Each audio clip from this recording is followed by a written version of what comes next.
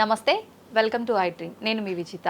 ప్రస్తుతం మనతో పాటు ఉన్నారు ఇస్కాన్ టెంపుల్ నుంచి ప్రణవానంద ప్రభుజీ. వారి ప్రవచనాల రూపంలో, వారి మాటల రూపంలో మనకు ఎన్నెన్నో మంచి విషయాలు ప్రతిసారి తెలియజేస్తూనే ఉంటారు. మనకున్న సందేహాలన్నింటినీ నివృత్తి చేస్తూనే ఉంటారు. అయితే నిజంగా భగవంతుడికి మనందరం కూడా భక్తులమే. నిజమైన భక్తుడు అంటే ఎవరు, ఎలాంటి లక్షణాలు కలిగి ఉంటారు, మనం ఆధ్యాత్మిక మార్గంలో నడవాలంటే అసలు మన ప్రయాణం ఏ విధంగా మొదలవ్వాలి, ఇలాంటి విషయాల గురించి ఈరోజు మాట్లాడబోతున్నాం. ఇప్పుడు ప్రభుజీతో మాట్లాడి మరిన్ని విషయాలని నివృత్తి చేసుకుందాం. నమస్కారం ప్రభుజీ. నమస్కారం అండి. హరే కృష్ణ ప్రభుజీ. హరే కృష్ణ ప్రభుజీ. నిజంగా భక్తుడు అంటే ఎవరు ప్రభుజీ? భగవంతుడి పట్ల పరిపూర్ణమైన నమ్మకం ఉన్నవాడు భక్తుడు. సుఖాలు వచ్చినా, దుఃఖాలు వచ్చినా, అవమానాలు వచ్చినా, పొగడతలు వచ్చినా, మన జీవితంలో ఏ సిచ్యువేషన్ వచ్చినా సరే మనం భగవంతుణ్ణి ఆశ్రయించి ఆయన పట్ల నమ్మకం ఉన్నవాడు భక్తుడు. చాలాసార్లు ఏమవుతుందంటే అండి, మనకి మంచి జరుగుతున్నప్పటి వరకు వెరీ గుడ్, మనం చాలా భగవద్భక్తులం అని అంటే, కానీ ఏదన్నా చెడు జరిగిపోయింది ఏమనుకోండి, నాకెందుకు ఇలా జరిగింది, నేను ఇంత మంచివాడిని, ఆయన ఎందుకు అలా చేయలేదు, కాబట్టి ఈయన నాకొద్దు అని అంటారు చాలా మంది. మీరు ఆశ్చర్యపోతారు. అసలు నాకు నా భక్తి జీవితంలో చాలా ఇన్స్పిరేషన్గా అనిపించింది. నేను ఇప్పుడు మనకి తెలుసు పాలస్తీన్ ఇంకా ఇజ్రాయెల్లో వార్ జరుగుతుంది, గాజా అనే ప్రదేశంలో. అయితే ఒక ఆవిడ, అసలు చాలా వీడియోస్ చూశాను ఒకదాని తర్వాత ఒకటి, అక్కడ ఉండే వాళ్ళు మొత్తం ఫ్యామిలీ నష్టం అయిపోయినా, పిల్లలు చనిపోయినా, ఏం చేసినా సరే వాళ్ళు ఇలా అంటున్నారనమాట, ఏ అల్లా నువ్వు మాకు ఇది చేసావు కానీ మేము మాత్రం నీకు స్తోత్రం చేస్తాం. వాళ్ళ లాంగ్వేజ్లో వాళ్ళు చెప్తున్నారనమాట, నువ్వు ఏం చేసినా సరే మా మంచికే చేస్తావని నాకు తెలుసు, కాబట్టి ఇంకా ఇంకా మేము మిమ్మల్ని పొగుడుతూనే ఉంటాము. ఆ సిచ్యువేషన్లో కూడా అసలు ఆ నమ్మకం ఎలా ఉంది అని నాకు చాలా ఇన్స్పిరేషన్గా అనిపించింది. అరే ఎంత ట్రూ డివోషన్ వాళ్ళకి ఉన్నది, ఒక నమ్మకం వాళ్ళ దేవుడి పట్ల వాళ్ళకు ఉన్నది. కానీ మనం ఎన్నిసార్లు చాలామంది చూస్తుంటాం. మొన్న నాకు ఎవరో వీడియో పంపించారు, అందులో చెప్తారు, ఒక వెంకటేశ్వర స్వామి ఫోటో ఉంటుందన్నమాట, ఒక ఆవిడ చెప్తారు, ఓయ్ నేను చెప్పింది చేస్తావా లేదా, ఇంకో దేవుడిని తీసుకొచ్చి పెట్టేయాలనా అని అంటుందన్నమాట. అయితే నేను చూసి ఆశ్చర్యపోయాను అనమాట. మనకి ఎందుకు ఇలాంటి ఫేత్, ఇలాంటి నమ్మకం ఎందుకు లేదు? ఎప్పుడైతే మనం ఎంతైతే మనకి ఇన్వెస్ట్మెంట్ చేస్తామో అంతే రిటర్న్ వస్తుంది కదండి. అలానే మన నమ్మకం, మాన అపమానాలు, ఇవి సుఖ దుఃఖాలు, ఇవన్నీ ప్రపంచంలో ఒక భాగం అండి. ఇదంతా జీవితంలో ఒక భాగం. అందుకే మన సనాతన సంస్కృతిలో ఎప్పుడు మంచే ఉంటుంది అని చెప్పారు. అందుకే ఈ ఉగాది పచ్చడి, మన నూతన సంవత్సరం ప్రారంభమైనప్పుడు షడ్రుజోపేతం కదండి, చెప్పుకున్నాం. కాబట్టి ప్రతి ఒక్కటి కొద్దిగా అది కావాలి, కొద్దిగా ఇది కావాలి. కానీ మనం ఏం చేస్తామంటే, ఎవరికైతే అచంచల విశ్వాసం ఉంటుందో భగవంతుడి పట్ల, స్వామి నువ్వేం చేసినా నా మంచే చేస్తావు అనేవాడు నిజమైన భక్తుడు. కాబట్టి ఎక్కడి నుంచైనా ఆ విశ్వాసం, ఆ శ్రద్ధ కానీ మనం నేర్చుకోగలిగితే ఇట్ ఈస్ ఎక్స్ట్రీమ్లీ వండర్ఫుల్ అనమాట. ఆ శ్రద్ధ, స్వామి నువ్వు ఏం చేసినా సరే నేను నిన్నే కొలుస్తా, అటువంటి శ్రద్ధ మన దగ్గర ఉండిందండి, మన దగ్గర ఉండింది. మన పూర్వీకులు, రాజులు, మహారాజులు, అసలు మన సంస్కృతి, సిక్కులు ఎవరైతే మనకి వాళ్ళ జీవితాన్ని త్యాగం చేసేసారు వాళ్ళ ధర్మాన్ని కాపాడుకోవడానికి. మనం చూస్తాం. అసలు ఇప్పుడు ఏంటంటే అండి, నాకు అన్నిటికంటే బాధాకరమైన విషయం ఏంటంటే, ఈ ప్రజెంట్ డే యూత్ ఉన్నారు కదా, వాళ్ళకి మన దేశ సంస్కృతి గురించి తెలియదు, మన దేశ హిస్టరీ గురించి తెలియదు, మన కల్చర్ గురించి తెలియదు, మన ఆధ్యాత్మికత గురించి తెలియదు. తెలుసుకోవాలి అనే ప్రయత్నం కూడా చేయట్లేదు. ఎవరు అసలు దేశాన్ని కాపాడాలనుకుంటుంది? అసలు మన పూర్వీకులు మనకి ఎలాంటి సంపత్తిని ఇచ్చారు? ఏవో టీవీలలో వచ్చే చెత్త ప్రోగ్రాములు చూడటము, టైం వేస్ట్ చేసేయటము. ఇప్పుడు మాకు చెప్తున్నారు, ఎవరో బిగ్ బాస్ అనేదో ప్రోగ్రామ్ వస్తుందట. జనాలందరూ అసలు ఏమొస్తుంది చెప్పండి? మన జీవితంలో ఏదైనా మార్పు కలగలిచ్చా? మనకి లేదు. ఎవడో ఒకటి చోట వాడు డబ్బులు సంపాదించుకుంటూ వాడు చేసే చెత్త పనులన్నీ మనం చూస్తూ ఉంటే, మనం వింటూ ఉంటే, దాని తర్వాత చూస్తే పర్వాలేదు, ఆ వ్యక్తుల పట్ల అపరిమితమైన ప్రేమను పెంచుకొని, ఒకళ్ళు నాకు ఈ మధ్య ఎక్స్ప్లెయిన్ చేస్తున్నారనమాట, ఒక్కొక్కళ్ళకి ఆర్మీ అని తయారైపోయి వేరే వాళ్ళని దూషించటం, వేరే వాళ్ళని తిట్టడం. ఈ సమాజం ఇలా ఉంటే నీకు ఒక బిగ్ బాస్ అనే ఒక టైం వేస్టర్ని కావాలి, అది అయిపోగానే ఐపీఎల్ అనే ఒక టైం వేస్టర్, దాని తర్వాత నెట్ఫ్లిక్స్, అమెజాన్ ప్రైమ్, ఇవన్నీ ఎప్పుడు ఉన్నాయి. మనకి నిజంగా మేము కొన్నిసార్లు యూత్ని కలిసినప్పుడు అడుగుతామండి, అరే మన దేశ రాజకీయాల గురించి తెలుసా అని అంటే, తెలుసండి. ఎవరి దగ్గర నుంచి తెలుసుకున్నావు అని అంటే ఒక యూట్యూబర్ పేరు చెప్తాడు. ఆ యూట్యూబర్ ఏమో ఎక్కడో వేరే దేశంలో కూర్చొని మన సంస్కృతిని మన రాజకీయాల్ని ఎలా ఒక వేరే దిశగా నడిపించాలో నడిపిస్తుంటారు. వాడివన్నీ వింటూ వీళ్ళు ప్రభావితం అయిపోతారు అనమాట. కానీ ఏంటి అసలు మన సంస్కృతి అంటే ఏంటి, మన ధర్మం అంటే ఏంటి, అసలు కొద్దిసం భగవంతుడు చాలా దూరం అనుకోండి, కనీసంలో కనీసం మన భారతీయత అంటే ఏంటో కూడా తెలియదండి అసలు ఇలాంటి పిల్లలకి. ఈ మధ్యలో పిల్లల్ని మర్చిపోకండి. పేరెంట్స్ ఎంతమంది దృష్టి చూపిస్తున్నారు చెప్పండి? చాలా తక్కువ మంది ప్రభుజీ. ఎప్పుడు చూడు ఏ సినిమాకి వెళ్దామా, ఏ సీరియల్ చూద్దామా, ఏ రియాలిటీ షో చూద్దామా, ఏ మూవీ సిరీస్ వెబ్ సిరీస్ కొత్తగా రిలీజ్ అయిందా, ఏ ఇన్స్టాగ్రామ్లో వీడియోస్ చూద్దామా, ఇలానే ఉండిపోతే మన దేశం ఎటు వెళ్తుంది, మన రాజ్యం ఎటు వెళ్తుంది, మన సంస్కృతి ఎటు వెళ్తుంది ఒకసారి చెప్పండి. కాబట్టి భక్తి అనేది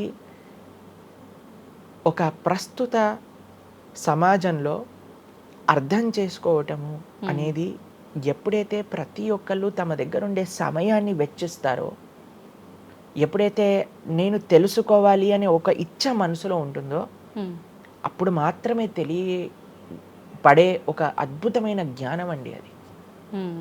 తత్విద్ధి ప్రణిపాతేన పరిప్రశ్నేన సేవయా అని కృష్ణుడు భగవద్గీతలో చెప్పారు. ఆధ్యాత్మిక జ్ఞానం అంటే ఎలానో అలా తెలుసుకోలేమండి.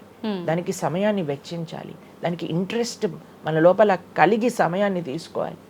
అరే మనకి బిగ్ బాస్ 210లో ఉన్నంత ఇంట్రెస్ట్ టైం, ఐపీఎల్ మ్యాచ్లలో చూడడానికి ఇంట్రెస్ట్ టైం, వెబ్ సిరీస్లు చూడడానికి ఉన్న ఇంట్రెస్ట్ టైం, ఒక గీతా భాగవతం వినడానికి మనం టైం పెడుతున్నామా? లేదు, అసలు అట్లాంటి ఆలోచనే రావట్లేదు కదా. మరి భక్తి అంటే ఏంటి, భగవంతుడు అంటే ఏంటి, భగవంతుడు మనకి ఏం చేస్తున్నాడు, ఇవన్నిటికీ సమయం వెచ్చించాలి కదండి. కాబట్టి అందుకే మనం ఎప్పుడు చెప్పేది, ఒక భక్తుడు అనేవాడు అన్నిటికంటే అదృష్టవంతుడు ఎవరికైతే భగవంతుడి యొక్క కృప అనుభవంలోకి వస్తుందో. అటువంటి అనుభవం కానీ మనం పొందాలి అని అనుకుంటే మనం సమయాన్ని కేటాయించాలి. ఇది చాలా ముఖ్యమైన విషయం. అయితే మనం ఆధ్యాత్మిక ప్రయాణం మొదలు పెట్టాలి అంటే ముందుగా చేయాల్సిన పని, మొట్టమొదటి అడుగు ఆధ్యాత్మిక ప్రయాణం ముందు పెట్టాలి అని అంటే ఇన్స్టాగ్రామ్, వాట్సాప్ని తగ్గించాలి. ఓకే. ఇంతకు ముందు ఏకాదశి, ఇప్పుడు రేపు ఏకాదశి ఉపవాసం అంటే నిర్జల ఉపవాసం అని లేదా ఫలాహార ఉపవాసం అని అది చెప్తారు. కొన్ని సంవత్సరాలు అయిపోయాక ఉపవాసం అని అంటే కనీసం ఈ రోజైనా ఫోన్ చూడొద్దు అని చెప్పే రోజులు కూడా వస్తాయేమో అనిపిస్తుంది. ఎందుకంటే ప్రతిసారి కూడా అడిక్టెడ్ జనాలందరూ కూడా వాట్సాప్ వీడియోలు, స్టేటస్లు, ఇన్స్టాగ్రామ్, యూట్యూబ్, టీవీ వీటితో అడిక్ట్ అయిపోయి ఎంత సమయాన్ని వెచ్చిస్తున్నారు. అసలు మీరు అన్నట్టుగా జపం చేయడానికి అడుగురా అంటే జపం చేయడానికి సమయం లేదంటారు, వాట్సాప్ స్టేటస్ మాత్రం చూడడానికి సమయం ఉంటుంది. ఎంత విచిత్రం చెప్పండి. కాబట్టి మనము చాలా జాగ్రత్తగా మొట్టమొదటి అడుగు ఏంటి అని అంటే మనం చెయ్యకూడని విషయాలు పక్కన పెట్టడం. ఏంటి? అక్కర్లేని విషయాలు వినటం, అక్కర్లేని విషయాలు మాట్లాడటం, అక్కర్లేని విషయాల గురించి ఆలోచనలు చేయటం, వీటన్నిటిని పక్కన పెట్టి 4 నియమాలు చెప్పారండి మన శాస్త్రంలో భక్తిలో ముందుకెళ్ళడానికి, ధర్మ మార్గంలో ముందుకెళ్ళడానికి. మద్యం పానం శ్రియాసూన యథా అధర్మశ్చ చతుర్విధం అని భాగవతం చెప్తుంది. 4 రకములైన తప్పుడు అలవాట్లను మనం నిషేధన చెయ్యాలట. ఏంటి ఆ 4? మద్యము అని అంటే మద్యాన్ని సేవించటం, ఎనీ టైప్ ఆఫ్ ఇంటాక్సికేషన్ అని అనుకోండి, సిగరెట్లు కానీ, మందు కానీ, గుట్కా, మానిక్ చంద్, పాన్, ఇంకేమంటారు టొబాకో, ఇవన్నీ డ్రగ్స్, ఇవన్నీ అసలు చెప్తూ ఉంటే మిగతా ఎనీ కైండ్ ఆఫ్ ఇంటాక్సికేషన్ దీన్ని పక్కన పెట్టాలి. ఓకే, మనం భక్తి మార్గంలో ముందుకెళ్ళాలి అని అంటే చెప్తున్నాను. 2 మద్యం పానం శ్రియ అసూన. జూదము ఇంతకుముందు జూదం ఆడుతూ ఉండేవారు, మనకు తెలుసు, పాచికలాట అని అనేవారు. మహాభారతంలో యుధిష్ఠిర మహారాజు గారు ఆడినప్పుడు ఏమైంది వాళ్ళ జీవితంలో మనందరికీ తెలుసు. ఎన్ని కష్టాలు పడాల్సి వచ్చింది, ఆస్తంతా వెళ్ళిపోవాల్సి వచ్చింది, అరణ్యానికి పాలవ్వాల్సి వచ్చింది. చాలా మంది అడుగుతారు ఎందుకు మహాభారతం యుధిష్ఠిరుడు ఆడాడు. ఆయన ఆడి చూపించారు, అయ్యా ఆడితే ఈ పని అవుతుంది. ఎగ్జాంపుల్ సెట్ చేయడానికి ఆయన చేశారు. సరే, ఆయన చేసింది తప్ప కదా, ఆయన ఏం అనుభవించారో తెలుసు కదండి. మనం ఎందుకు చెయ్యాలి ఆ పని? ఇప్పుడు జూదం యొక్క విపరీతమైన కాన్సిక్వెన్సెస్ తెలుసా అండి. ఇప్పుడు బెట్టింగ్ గేమ్లని, ఐపీఎల్ మ్యాచెస్ కి బెట్టింగ్స్ అని, లేదా ఏది వస్తే దానిపైన బెట్టింగ్లు పెట్టడం, అవి ఇవి ఎన్ని అప్లికేషన్స్ తయారైపోయి ఎన్ని ఒక యువతని ఒక తప్పుడు మార్గంలో పెట్టడానికి అసలు మాకు అప్పుడప్పుడు మేము యూట్యూబ్ చూస్తాం కదండి ప్రవచనాలు వినడానికి, మా గురువు గారి ప్రవచనాలు వినడానికి మేము చూస్తుంటాం అనమాట. అప్పుడు వస్తుంది రమ్మీ సర్కిల్ అని యాడ్ వస్తుంది అనమాట. ఇప్పుడు పేరు చెప్తున్నారు ఎందుకు ప్రభుజీ అని మీరు అనుకోవచ్చు. ఎందుకంటే పెద్ద పెద్ద సినిమా యాక్టర్స్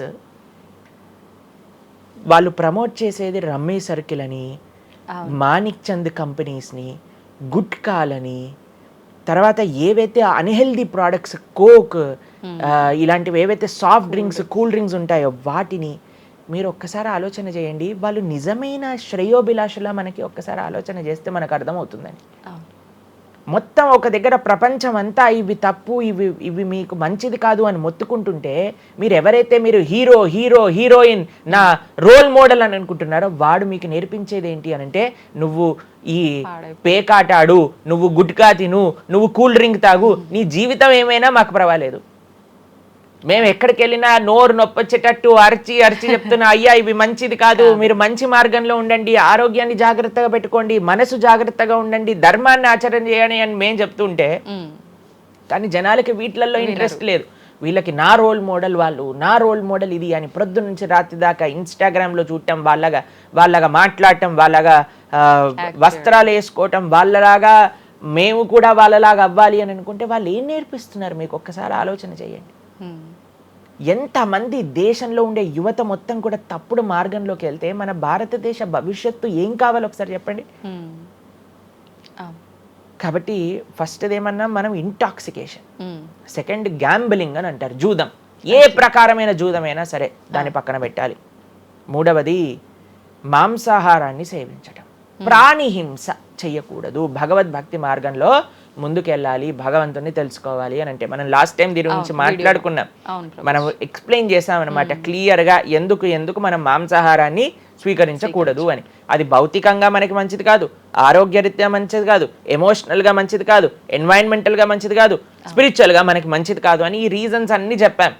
అయితే నిన్నటి రోజున మాకు ఆ వీడియో పంపించారనమాట. సరే ఏమున్నాయి అబ్బా కమెంట్స్లో అని చదువుతుంటే చాలా మంది అన్నారు, రోజు ఈ వీడియో చూడటం వల్ల మేము మాంసాహారం తినటం మానేసాము, మాకు క్లారిటీ వచ్చిందని చాలా కమెంట్స్ ఉన్నాయి.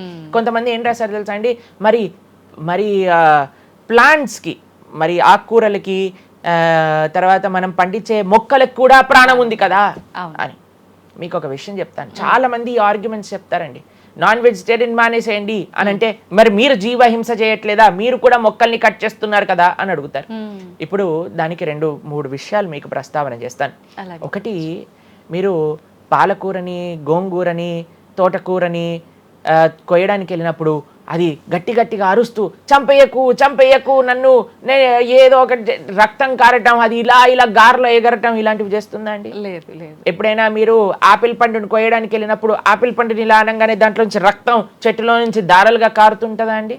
అదేమైనా గట్టిగా అరుస్తుందా అని కొంతమంది అంటారు, అది అరుస్తుంది మనకి వినిపించదు. మనకి ఒకసారి అర్థం చేసుకోవాలి, ఒక ప్రాణికి ఒక వెల్ డెవలప్డ్ కాన్షియస్నెస్ ఉన్న వ్యక్తికి, లేదా ఒక పర్సనాలిటీకి, లేదా ఒక ప్రాణికి, లేదా ఒక ప్లాంట్కి ఏంటి వ్యత్యాసము అనేది మనం తెలుసుకోవాలి.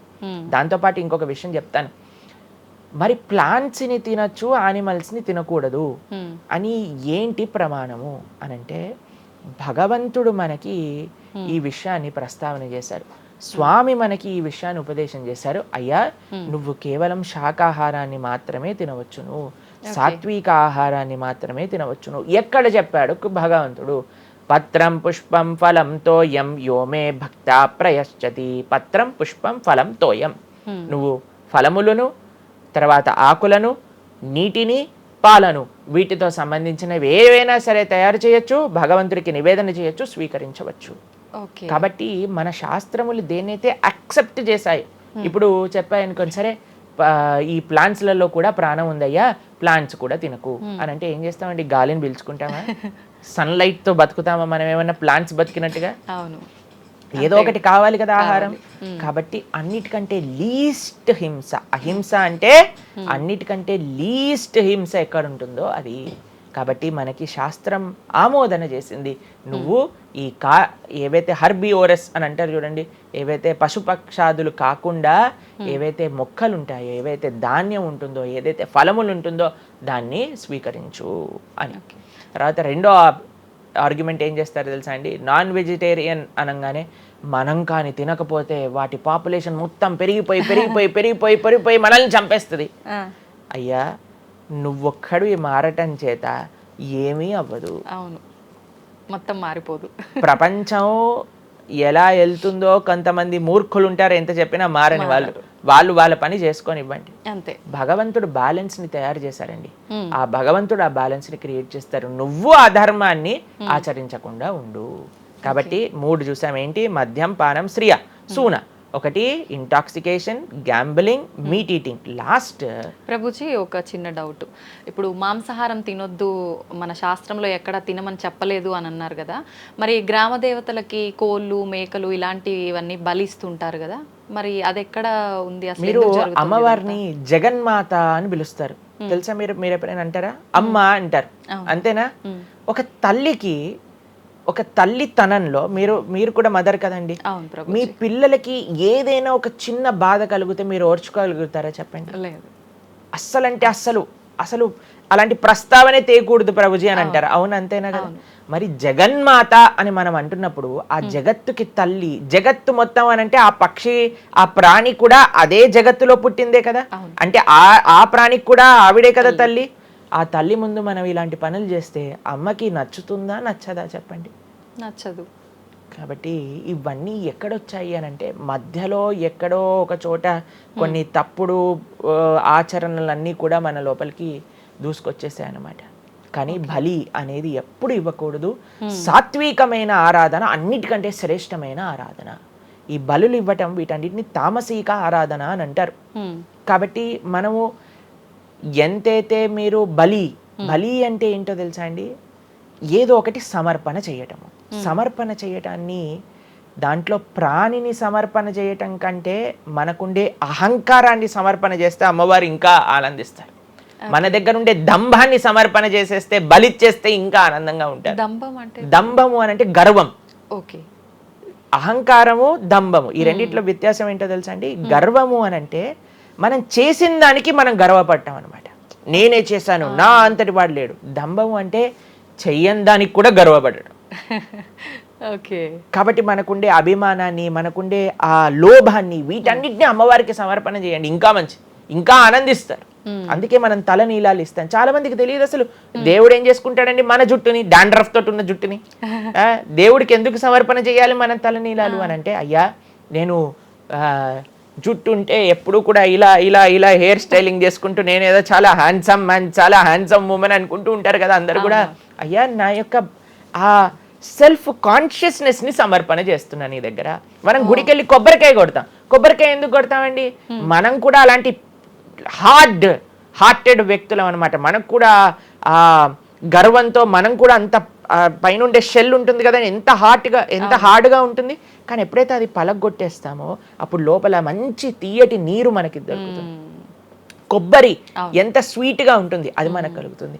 మన హృదయంలో ఆ సున్నితమైన భావాలు ఉన్నాయి, కానీ మనకుండే అజ్ఞానము, మనకుండే అహంకారం, మనకుండే అవిద్య దాన్ని ఆపేస్తుంది. అందుకే భగవంతుడి ముందు, స్వామి నీ ముందు నా అహంకారాన్ని సమర్పణ చేస్తున్నా అనే భావనతో మనం కొబ్బరికాయ కొట్టాలి. అంతేగాని కొబ్బరికాయ తీసుకెళ్ళి కొట్టేసి నేను ఈరోజు 108 కొబ్బరికాయలు కొట్టాను దేవుడి దగ్గర అనే అహంకారం వచ్చింది అనుకోండి, కొబ్బరికాయ కొట్టడమే వేస్ట్, ఫలితం లేదు. కాబట్టి మనందరం అర్థం చేసుకోవాలి అసలు ఏంటి భావన. బలి అని అంటే ప్రాణి బలి కాదయ్యా, నీ దగ్గర ఉండే చెడు గుణాలను బలి. కాబట్టి ఈ 3 విషయాలు అయిపోయి 4వ విషయం ఏదైతే మనం చేయకూడదో, ఇలిసిట్ సెక్స్ అని అంటారు, వ్యభిచారము అని అంటే పురుషులు స్త్రీలు పురుషులు. నిన్నే ఒకళ్ళు చెప్తున్నారు, ఒక టీవీలో ఒక న్యూస్ వచ్చిందట, వన్ ఆఫ్ ది మోస్ట్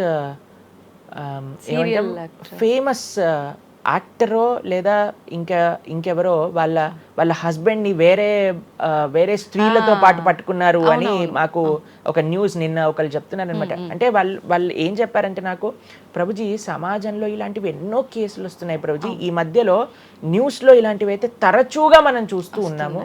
కాబట్టి ఈ సమాజం ఎటువైపు వెళ్తుందో తెలియట్లేదు ప్రభుజీ అని అంటే మేము వాళ్ళకి చెప్పాం, సమాజాన్ని ఎందుకు ఇటువైపు నడుస్తుంది అని అంటే మనం చూపించే విషయాలు అలా ఉన్నాయి, చూపించే సినిమాలు అలా ఉన్నాయి, చూపించే సీరియల్ అలా ఉన్నాయి, చూపించే ఆదర్శమైన వ్యక్తులు అలా ఉన్నారు. మనం ఎవరైతే హీరోలు అనుకుంటున్నామో వాళ్ళు ప్రొద్దున లేస్తే విడాకులు తీసుకొని ఇంకొకరిని పెళ్లి చేసుకొని, విడాకులు తీసుకొని ఇంకొకరిని పెళ్లి చేసుకొని, ఇలాంటివి చూస్తుంటే మనం కూడా అది నార్మలైజ్ అయిపోయింది మన భారతీయ సంస్కృతిలో. కానీ ఎక్కడైతే ధర్మం ఉంటుందో, రాముడు ఆదర్శంగా ఉన్న వ్యక్తి ఎప్పుడూ అలాంటి తప్పు చేయలేదండి. ఎందుకంటే రాముడు ఏకపత్ని వ్రతుడు. ఎంత కమిట్మెంట్ ఉండాలి భార్య పట్ల, భర్తకు కూడా అలానే అండి. ఇప్పుడు ఒకళ్ళు తప్పు అంటే, ఇప్పుడు చాలా మంది అనుకుంటారు ఇది ఎత్తి పురుషులకే వర్తించింది అని. పురుషులకు ఎంతైతే వర్తిస్తుందో అంతే స్త్రీలకు కూడా వర్తిస్తుంది, స్త్రీలకు ఎంతైతే వర్తిస్తుందో అంతే పురుషులకు కూడా వర్తిస్తుంది. కాబట్టి ఈ 4 చాలా జాగ్రత్తగా ఉండాలి. పరస్త్రీ సంఘము, పరపురుష సంఘం, వీటి నుంచి చాలా జాగ్రత్తగా ఉండాలి. ఈ 4 కానీ మనం ఆచరించగలిగితే మన జీవితంలో, చెయ్యకూడనివి 4, చెయ్యాల్సినవి 4. ఇప్పుడు మనం చెయ్యకూడనివి 4 గురించి విన్నాం కదా. చెయ్యాల్సిన 4 ఏంటో ఒక నిమిషంలో చెప్పేస్తా. మంచి భక్తుల యొక్క సాంగత్యం, మంచి పుస్తకాలు చదవటం, భగవన్నామాన్ని జపం చేయటం, మంచి ఆహారాన్ని స్వీకరించటం. ఈ 4 చేస్తే మనం డైరెక్ట్గా భగవంతుడి యొక్క శ్రీచరణాల దగ్గర ఉంటాం అనమాట. ఓకే, ఇవన్నీ జరగాలి అని అంటే మనం ఆధ్యాత్మికం వైపు మన మనసును మళ్ళించాలి. మనకి ఆధ్యాత్మికము అవసరము అని మనం తెలుసుకోవాలి. ఎప్పుడైతే తెలుసుకుంటామో మనం సమయాన్ని ఇవ్వగలుగుతాం. ఓకే ప్రభుజీ, జపం అని అంటుంటారు. నిజంగా జపం అంటే ఏంటి ప్రభుజీ? ఏ విధంగా జపం చేయాల్సి ఉంటుంది? జపము మనకి కలియుగంలో తరించడానికి మార్గం. కృతేయ ధ్యాయతో విష్ణుం త్రేతాయాం యజతోమకై ద్వాపరే పరిచర్యాయాం కలో తత్ హరికీర్తనం అని చెప్పారు. భగవంతుడి యొక్క నామ జపం అత్యంత శ్రేష్టమైనది. కృష్ణుడు భగవద్గీతలో ఏం చెప్తారో తెలుసా అండి? అన్నిటికంటే గొప్ప యజ్ఞం, యజ్ఞములలో నేను ఒక యజ్ఞాన్ని అని చెప్తారు. ఏ యజ్ఞం తెలుసా? యజ్ఞానాం జప యజ్ఞోస్మి అని భగవంతుడు చెప్తారు. అన్నిటికంటే గొప్ప యజ్ఞం జపం చేయడం అనమాట. ప్రతిరోజు జపం చేయాలి. మేము ప్రతిరోజు 2 గంటల పాటు జపం చేస్తాం ప్రొద్దున పూట. ఏంటి జపం చేయాలి? భగవన్నామాన్ని జపం చేయాలి. భగవన్నామము అత్యంత సులభంగా మనల్ని భగవంతుడి యొక్క కృపని తెచ్చిపెడుతుంది, భగవంతుడి యొక్క రియలైజేషన్ మనకిస్తుంది అనమాట. అందుకే హరిర్నామ హరిర్నామ హరిర్నామేవ కేవలం కలోర్ నాస్తేవ నాస్తేవ నాస్తేవ గతిరన్యదా అని చెప్పారు. అన్నిటికంటే శ్రేష్టమైనది ఎటువంటి రూల్స్ అండ్ రెగ్యులేషన్స్. ఇప్పుడు కొంతమంది అనుకుంటారు జపం అంటే చాలా రూల్స్ ఉండాలి, అది చేయాలి ఇది చేయాలి అని. ఏం లేదు, చక్కగా శుచిగా ఉండండి, శుభ్రంగా ఉండండి, భగవంతుడి ముందు దీపం పెట్టండి, కూర్చోండి, ఒక జపమాల పట్టుకోండి. హరే కృష్ణ కృష్ణ కృష్ణ హరే హరే, హరే రామ రామ రామ హరే హరే. సింపుల్ మంత్రం, ఎవరైనా చేయొచ్చు, ఎటువంటి కాంప్లికేషన్స్ లేదు. ఏ స్థితిలో ఏ అవస్థలో ఉన్న వాళ్ళైనా సరే చక్కగా జపం చేయొచ్చు. ఎటువంటి నియమాలు లేదు. ఎప్పుడైనా సరే చక్కగా భగవన్ నామానికి నియమం లేదు, మంత్రాలకి నియమాలు ఉన్నాయి, కానీ ఇది భగవన్ నామం. ఇటువంటి నామాన్ని కానీ మనం హరినామం అని అంటారు దీన్ని. ఈ హరినామాన్ని కానీ చక్కగా జపం చేయగలిగితే మనకి బ్రహ్మాండమైన ఫలితాలు, ఆ భగవంతుడి యొక్క కృప మనం ఎక్స్పీరియన్స్ చేయగలుగుతాం మన జీవితంలో. ఇప్పుడు మీరు చూడండి, నోట్లు ఎప్పుడైనా మనం లెక్క పెట్టామనుకోండి, ఎలా లెక్క పెడతారు తెలుసా? ఇలా 1 2 3 4 5 6 7 8 9 10 అని లెక్క పెడతారు, అంతేనా? ఏదైతే నోట్లు లెక్క పెట్టేటప్పుడు ఎప్పుడు మనం బయటికి లెక్క పెడతాం, ఎందుకంటే ఇది ఎప్పుడు బయటికి వెళ్ళేదే. కానీ జపం చేసినప్పుడు ఎలా లెక్క పెడతారో తెలుసా అండి? మీరు జపం చేస్తుంటే హరే కృష్ణ కృష్ణ కృష్ణ హరే హరే, హరే రామ రామ రామ హరే హరే అని లోపలికి అంటాం మాలని. నోటిని బయటికి అంటాం, జపాన్ని లోపలికి అంటాం లెక్క పెట్టేటప్పుడు. ఎందుకంటే ఇది ఎప్పుడు మనతో పాటు వచ్చేది ధనం, ఇది వెళ్ళిపోయే ధనం. కాబట్టి శాశ్వతంగా మన లోపలతో వచ్చే ధనం, జన్మాంతరాలకు కూడా మనల్ని ఉద్ధరింపజేసే ధనం ఏదన్నా ఉంటే అది భగవన్నామ జపం. నిజంగా ఎంత మంచి మాట ప్రభుజీ. అసలు ఈ లాజిక్ అర్థమే కాలేదు ఎప్పుడు మాకు. మీరు చెప్పేదాకా ఇంత లాజిక్ ఉంది అని అనిపించలే. చాలా మంచిగా చెప్పాము. ప్రతి ఒక్కళ్ళు చిన్న పిల్లల నుంచి, మా దాంట్లో మా గ్రూప్ లో మీరు చూస్తే చిన్న పిల్లల నుంచి వృద్ధుల వరకు అందరు జపం చేస్తారు.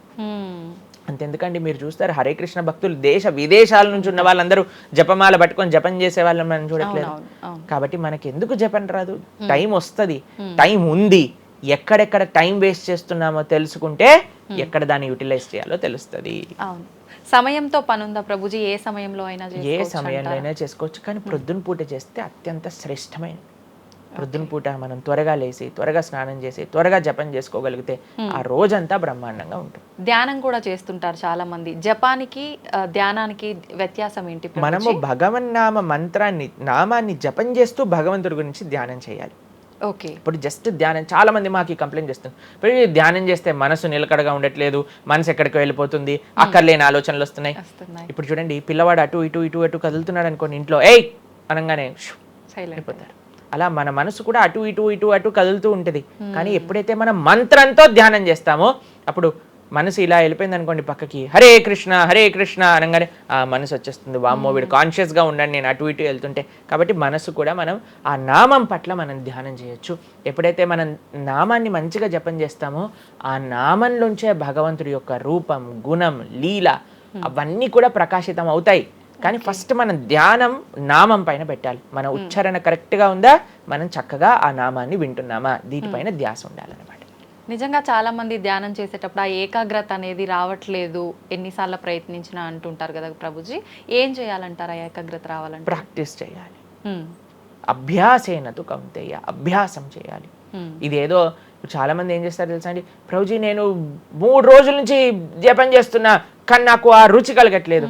అయ్యా 300 కోట్ల జన్మలు తీసుకున్నాం మనము, ఆ జన్మాంతరాల్లో ఉండే వాసనలు ఉన్నాయి కదా, కొద్దిగైనా మనం సమయం ఇవ్వాలి భగవంతుడి యొక్క నామం. ఇప్పుడు మురికి పట్టిన ఒక క్లాత్ ఉందనుకోండి, ఇంకులో ముంచేసిన క్లాత్ ఉందనుకోండి, దాన్ని ఇచ్చాననుకోండి, ఇప్పుడు ఒక్క ఉతుకుల్లో పోతుందా ఇంకంతా? ఒక ఉతుకు తర్వాత ఇంకో ఉతుకు తర్వాత ఇంకో కొద్దిగా వెళ్తూ ఉంటుంది, కొద్దిగా వెళ్తూ ఉంటుంది. కొన్నిసార్లు మనకి ఫస్ట్ 3-4 వాషెస్లో తెలియదు అసలు పోయిందా లేదా, పోతుంది కానీ మనకంత ఎవిడెంట్గా కనిపించదు. కానీ 10, 15, 20, 30 సార్లు అయ్యాక తెలుస్తుంది.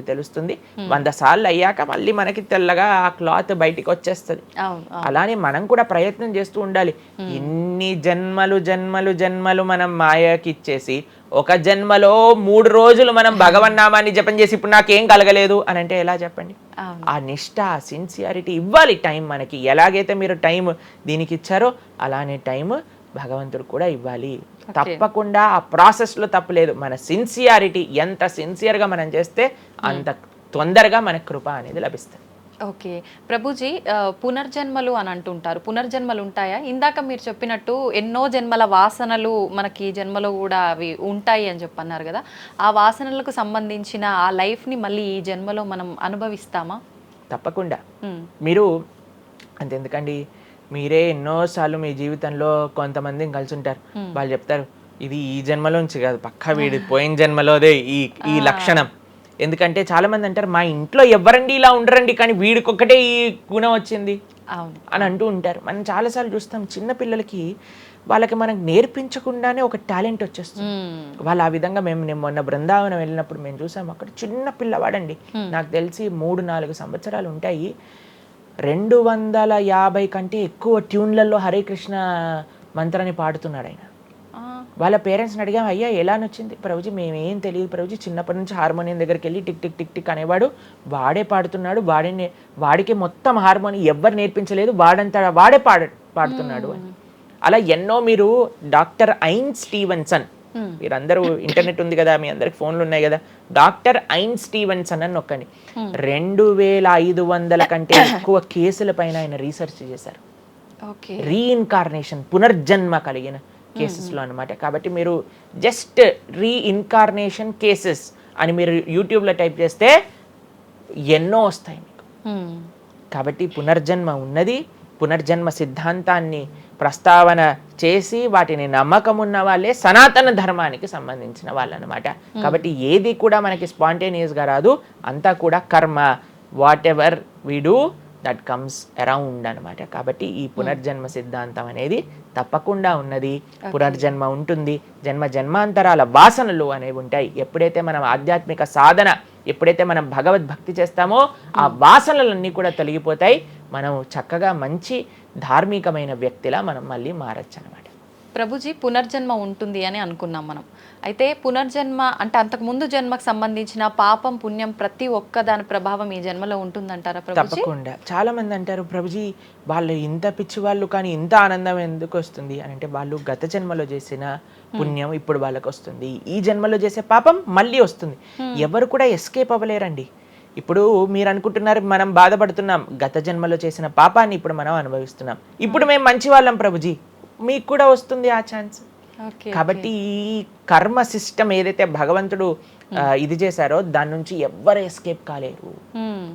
ఆయన సిస్టమ్ చాలా పక్కా.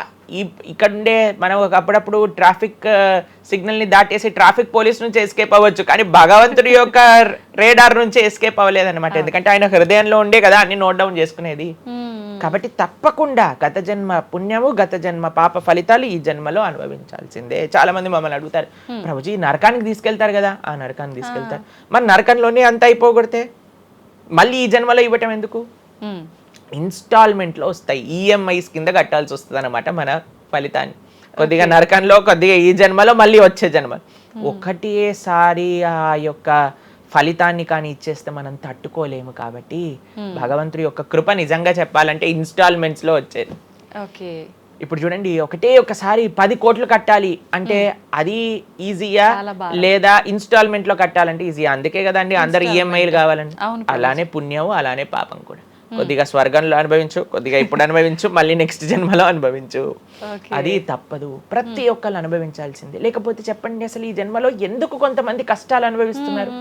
కొంతమందికి పుట్టుక నుంచే కష్టం వస్తుంది, కొంతమంది కొన్ని డిఫెక్ట్స్ తో పుడతారు. ఎందుకు?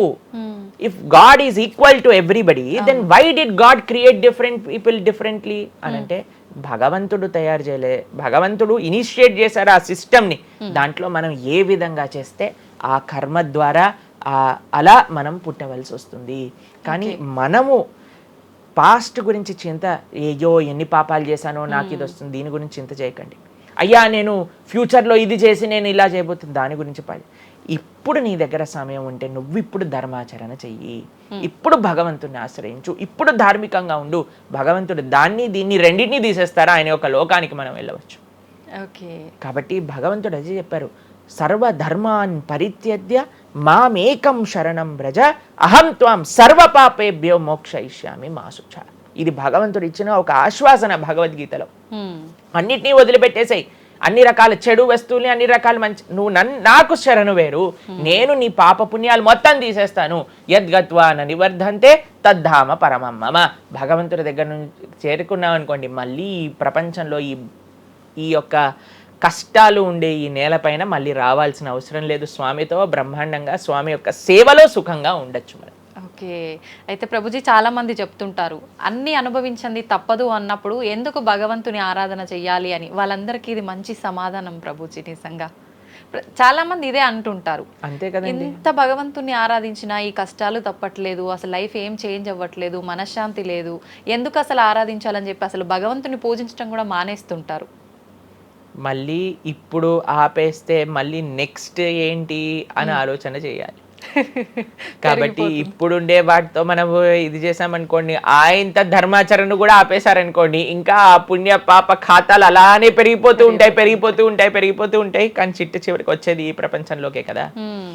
కాబట్టి మనకి చెడు చేయటం పనికిరాదు, కేవలం మంచి చేయటం కూడా పనికిరాదు. భగవద్భక్తి అన్నిటికంటే టాప్ మోస్ట్. కాబట్టి మనం ధార్మికంగా ఎంత భగవద్భక్తితో ఉంటే అది మనకి అంత మంచిది. ఓకే ప్రభుజీ, కర్మ సిద్ధాంతం అన్నారు కదా, అసలు కర్మ సిద్ధాంతం అంటే ఏంటి ప్రభుజీ? ఏం చెప్తోంది అసలు? మనం చెయ్యంది మనకి రాదు, మనం చేసింది తప్పకుండా మనకు వస్తుంది. ఇదే కర్మ సిద్ధాంతం. Every action has equal and opposite reaction. Okay okay, ఇలా అయితే ఈ లా ఉందో అదే కర్మ సిద్ధాంతం. అంటే నువ్వు చేసింది ఏదైనా సరే ఆ యొక్క ఫలితం నుంచి తప్పించుకోలేవు. తర్వాత ఏదైతే నువ్వు చేసావో దాని నుంచి తప్పించుకోలేవు. మంచైనా చెడైనా, మొన్న అయింది నీకు ఈ రోజు వస్తుంది, ఈ రోజు చేసిన దానికి రేపు వస్తుంది. ఇదే కర్మ సిద్ధాంతం అంటే. కాబట్టి ఎప్పుడు ఇది మన మనసులో ఉండాలి. అరే ఈ రోజు నాకు ఏదైనా బాధ ఉంటే నేను ఏదో చేశానేమో, కాబట్టి ఏదో చేశాము అయిపోయింది, ఈ రోజు ఈ కష్టం వచ్చింది, కృష్ణ నువ్వు నాకు శక్తినివ్వు ఈ కష్టాన్ని ఎదుర్కోవడానికి. ఇప్పటి నుంచి నేను ఇలానే మంచిగా ఉంటాను, ఎప్పుడూ అధర్మం వైపు వెళ్లకుండా ఉంటాను, స్వామి నువ్వే రక్ష అని ఆ ధర్మ చింతన ముందుకు తీసుకెళ్ళటం. ఇప్పుడు కానీ మనం ఆ ధర్మ సంకల్పం చేసుకుంటండి, రేపటి రోజున మరి చాలా మంది రేపు ఎవరు చూసారో లేదో, అయ్యా రేపు ఎవరు చూసారో లేదో అని కానీ మీ పిల్లవాడు చెప్పి నేను ఇప్పుడు కష్టపడను, రేపు నాకు ర్యాంక్ వచ్చాక నాకు ప్లేస్మెంట్ వస్తుందో లేదో నాకేం గ్యారంటీ ఉంది కాబట్టి నేను చదవను అన్నాడు అనుకోండి, ఏం చెప్తారు మీరు? నాన్న నువ్వు ప్లేస్మెంట్ గురించి బాధపడకు, ఫస్ట్ నీ కర్తవ్యం చదవటం నువ్వు చదువు, అంతే. దాని తర్వాత నీకు వస్తుంది, నీ జీవితం సెటిల్ అవుతుంది, అంతే కదండి. అంతే మనం కూడా లేదు రేపు ప్రొద్దున ఎవరు చూశారు స్వర్గాన్ని నరకాన్ని, కాబట్టి నేను ఇప్పుడు ధర్మాచరణ చెయ్యను అని అంటే మీ పిల్లవాళ్ళు కూడా ఎక్కడైతే చదవను అని అంటారో అలానే మనం కూడా తయారవుతాం. చాలా మంది అండి పెద్దవాళ్ళు పిల్లలకి మాత్రం మంచి నీతులు చెప్తారు, కానీ వాళ్ళ దగ్గరకు వచ్చేసరికి వాళ్ళు ఆచరించడానికి రెడీగా ఉంటారు అనమాట. కాబట్టి మీరు ఒక్క విషయాన్ని ఆలోచించండి, మీరు ఏం చెప్తున్నారో అది మీరు ఫాలో అవుతున్నారా? పెద్దలు ఫాలో అవుతేనే అది పిల్లలు ఆచరిస్తారు, లేకపోతే ఆచరించరు. పిల్లలకి స్కూల్ ఎలానో మనకి భగవంతుడి యొక్క సృష్టి చేసిన ఈ ధర్మం అలాంటిది. కాబట్టి ఈ రెండిట్లో మనం చాలా జాగ్రత్తగా ఉండాలి. ప్రభుజీ, చాలా మంది ఏ పని చేయాలన్నా కూడా ముందు వెనక ఆలోచించి ప్రతిదీ జ్యోతిష్యాన్ని పట్టి దాని ప్రకారంగానే పనులు చేస్తూ ఉంటారు. నిజంగా జ్యోతిష్యాన్ని నమ్మొచ్చు అంటారా? జ్యోతిష్యం 100% కరెక్టే, కానీ జ్యోతిష్యాన్ని నువ్వెంత సీరియస్గా తీసుకోవాలి అది ఆలోచించాల్సిన విషయం. జ్యోతిష్య శాస్త్రం అది, శాస్త్రం ఎప్పుడూ కూడా కరెక్టే, కానీ మనకి ఎంత అవసరం అది. ప్రతిరోజు ప్రొద్దున లేవంగానే రాశి ఫలాలు ఏమైపోయాయి అని కొంతమంది చదువుతూ ఉంటారు. ప్రతి చిన్న విషయానికి ఈ రోజు ఏమైంది, ఈ రోజు ఎలా ఉంది, ఆ రోజు ఎలా ఉంది, సండే పేపర్లో వచ్చింది, ఇంకా ఈ వారం ఎలా ఉండబోతుంది, ఇవన్నీ నీకు అవసరం లేదయ్యా. నువ్వు ధర్మాచరణ చెయ్యి, భగవంతుడి పట్ల నమ్మకం పెట్టుకో, ఆయన చూసుకుంటాడు. భక్తులు ఎవరు కూడా అలాంటి విషయాలని సీరియస్గా తీసుకోరండి. ఎందుకంటే బృందావనంలో ఒక భక్తులు ఉన్నారనమాట. ఆయన అంటారు, మొత్తం అన్ని గ్రహాలు నీకు అనుకూలంగా ఉండి నువ్వు కృష్ణ భక్తుడివి కానీ అవ్వకపోతే అన్ని గ్రహాలు అనుకూలంగా ఉండి నీకేం లాభం. తర్వాత అంటాడు, అన్ని గ్రహాలు ప్రతికూలంగా ఉండి కానీ నువ్వు కృష్ణ భక్తుడు అయితే ఏవి నిన్ను ఏం చేయలేవు. ఎందుకంటే భగవంతుడు అలాంటి రక్షణ ఇస్తాడు అనమాట.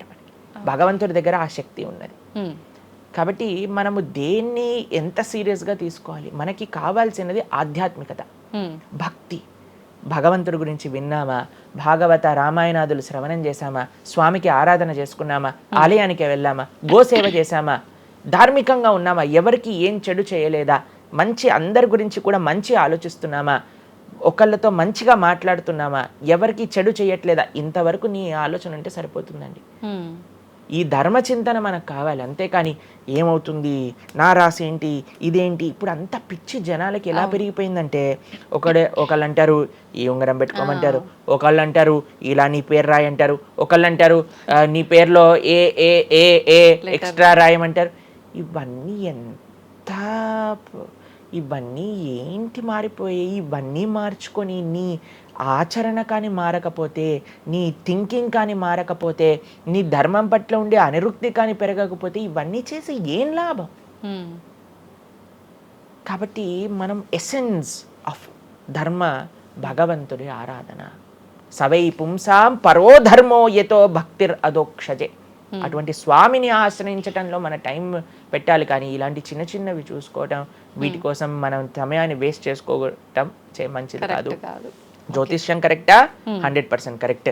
నీకెంత కావాలి అది నువ్వు ఆలోచన చేసుకో. పెళ్లి చేసుకోవాలి, గృహ ప్రవేశం చేసుకోవాలి, ఏదైనా పెద్ద పెద్ద ఉంటే అప్పుడు మీరు చూడాలి ముహూర్తం, వివాహం చేసుకోవటం కానీ లేదా ఏమంటాం మన గృహ ప్రవేశాది పెద్ద పెద్ద కార్యములకి చూసుకోవాలి. ప్రతిరోజు, ప్రతి క్షణం, ప్రతి వారం, ప్రతి నెల. చాలా మందికి పొద్దున్నే చూడండి అసలు రోజు గడవదు. ఇలాంటి పిచ్చి పనులు ఆపాలి. ఫస్ట్ ప్రొద్దున పూట లేచి భగవంతుడి దగ్గరికి వెళ్ళి భగవంతుడికి నమస్కారం చేసి జపం చేసుకొని ధ్యానం చేసుకొని ఆలయానికి వెళ్ళి దర్శనం చేసుకొని భగవత్ చింతనలో ఉండండి. రోజులో ఏ కష్టం వస్తుందో దాన్ని ఎలా ఎదుర్కోగల ఆ శక్తిని వస్తుంది. అంతేగాని ఏమున్నాయి రాశి ఫలాలు చదవటం వల్ల ఏం అవ్వదండి. కాబట్టి సొల్యూషన్ పైన కాన్సన్ట్రేట్ చేయండి, ప్రాబ్లం కోసం విశ్లేషణ చేయకూడదు. ఓకే ప్రభుజీ, చాలామంది ఇంట్లో నెగిటివ్ ఎనర్జీస్ ఉన్నాయి, దయ్యాలు తిరుగుతున్నాయి, లేదంటే ఎవరైనా ఒక పర్సన్కి దయ్యం పట్టింది అని చెప్పి చాలామంది ఎవరు ఇట్లా పంతుళ్ళు అట్లాంటి వాళ్ళ దగ్గరికి, మాంత్రికుల దగ్గరికి తీసుకెళ్ళడము, వాళ్ళు వదిలిస్తారని చెప్పటము, ఆ దయ్యం వీళ్ళని చాలా పీడిస్తుంది అని చెప్పడం, ఇలాంటివి చాలా వింటుంటాము సహజంగా. ఇదంతా నిజమే అంటారా ప్రభుజీ? అసలు దయ్యాలు అనేవి ఉన్నాయంటారా? ఆత్మలు, దయ్యాలు ఇవన్నీ ఉన్నాయండి, అది లేవు అని చెప్పలేము. ఉన్నాయి తప్పకుండా. ఎలా అయితే మీరు నెగిటివ్ ఎనర్జీ అంటారు కదా, నెగిటివ్ ఎనర్జీ ఎక్కడికి వస్తుందో తెలుసా అండి? నెగిటివ్ పీపుల్ దగ్గరికి వస్తుంది. ఎవరైతే ఎమోషనల్గా, ఎవరైతే స్పిరిచువల్గా, ఎవరైతే ఫిజికల్గా వర్నలబుల్గా ఉంటారో వాళ్ళ దగ్గరికి వస్తుంది. ఎవరైతే ఇంట్లో భగవద్ ఆరాధన ఉండదో, పూజ రూమ్లో ఏమీ లేకుండా చాలామంది ఇప్పుడు మాకు చాలా విచిత్రం అనిపిస్తుంది కొన్నిసార్లు మాకు ఈ ఇంటర్నెట్లో వీడియో చూసినప్పుడు వీళ్ళు చర్చ్లో ఉండే వాళ్ళందరూ దయ్యాలను వదిలిస్తూ ఉంటారనమాట. మాకు చాలా ఆశ్చర్యం ఏంటంటే వీళ్ళకే ఎందుకు దయ్యాలు పడుతున్నాయి అని. కాబట్టి ఎందుకు దయ్యాలు ఎవరింటి పర్సనాలిటీస్లోకి వెళ్తాయో తెలుసండి, ఎవరైతే క్లీన్లీనెస్ మెయింటైన్ చేయరో, ఓకే, ఎవరైతే సమయానికి స్నానం చేయటం కానీ, సమయానికి శుచిగా శుభ్రంగా ఇల్లు శుభ్రంగా ఉంచుకోవటం కానీ, దేవాలయంలో భగవంతుడి యొక్క మూర్తులకి చక్కగా ఆరాధన చేసి ధూపం దీపం నైవేద్యం తోరణం ఉత్సవాలు పండగలు యజ్ఞాది యాగాదులు ఇవన్నీ ఉన్న చోట ఎప్పటికీ నెగిటివ్ ఎనర్జీ అనేది ప్రవేశించలేదు. ఓకే. కానీ ఎక్కడైతే జనాలు డిమ్గా డల్గా ఎటువంటి వైబ్రెన్స్ లేకుండా ఎప్పుడు ఎమోషనల్ వర్నరబుల్గా బాధల్లో ఉంటూ ఆధ్యాత్మికంగా లేకుండా ఇల్లంతా గందరగోళంగా చెత్త చెదారంతో ఎప్పుడైనా సరే ఫ్రెష్ ఫుడ్ కాకుండా స్టేల్ ఫుడ్, బయట సోర్స్ తెలియని ఫుడ్ వాటిని తినటం వల్ల అలాంటి మెంటాలిటీస్, అలాంటి నెగిటివ్ ఎనర్జీ ఈజీగా ఇటువంటి నెగిటివ్ ఎన్వైరన్మెంట్లోకి వచ్చేస్తుంది అనమాట. ఓకే. కానీ ఎప్పుడైతే మనం వైబ్రెంట్గా భగవన్నామ చక్కగా బొట్టు పెట్టుకొని చక్కగా మంచిగా సాంప్రదాయంగా రెడీ అయ్యి చీర సాంప్రదాయం మన సాంప్రదాయం మన చీర అండి. భారతీయత మగవాళ్ళైతే ధోతి కుర్తా ఇంతకుముందు ఉండేది, శిఖ ఎంత చక్కగా బొట్టు పెట్టుకొని చక్కగా అలంకరణ చేసుకొని ఇంట్లోకి వెళ్ళంగానే అసలు ఆ ధూపం యొక్క సువాసన వచ్చి చక్కగా పసుపచ్చతో మన గడప నుంచి స్టార్ట్ చేస్తే పైన తోరణం కింద ముగ్గులు, అసలు ఒక సనాతన సాంప్రదాయం ఒక హిందువు యొక్క ఇంటికి వెళ్తే ఏ దయ్యం అలాంటి ఇంట్లోకి వెళ్ళగలుగుతుంది చెప్పండి? మన సినిమాలలో మీరు చూసి ఉంటారు దయ్యాలు ఎక్కడుంటాయి, పాతబడ్డ బంగ్లాలలో ఎక్కడో క్లోజ్ చేసిన గెస్ట్ హౌస్లలో ఉంటాయి, అంతేనా? నిజం ప్రభుజీ. ఏదైనా దేవాలయంలో దయ్యం ఉండటం మీరు చూసారా ఎక్కడైనా? ఎందుకు ఉండదు? ఎందుకంటే అక్కడ భగవద్ ఆరాధన జరుగుతుంది కాబట్టి.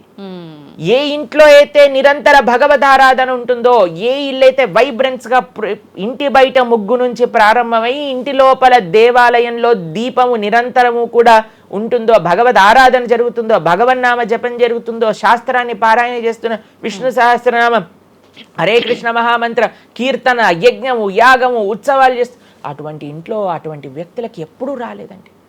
ఎవరైతే తన నుదిటిన తిలకాన్ని అలంకరణ చేసుకొని చక్కగా సాంప్రదాయంగా ఉంటారో, శుచి శుభ్రత పాటిస్తారో, చక్కగా ఆలయానికి వెళ్ళి గోసేవ చెప్పండి, అలాంటి వాళ్ళకి ఎప్పుడైనా ఇలాంటి నెగిటివ్ ఎనర్జీ అటాక్ అవుతుందా అంటే అస్సలు కాదు.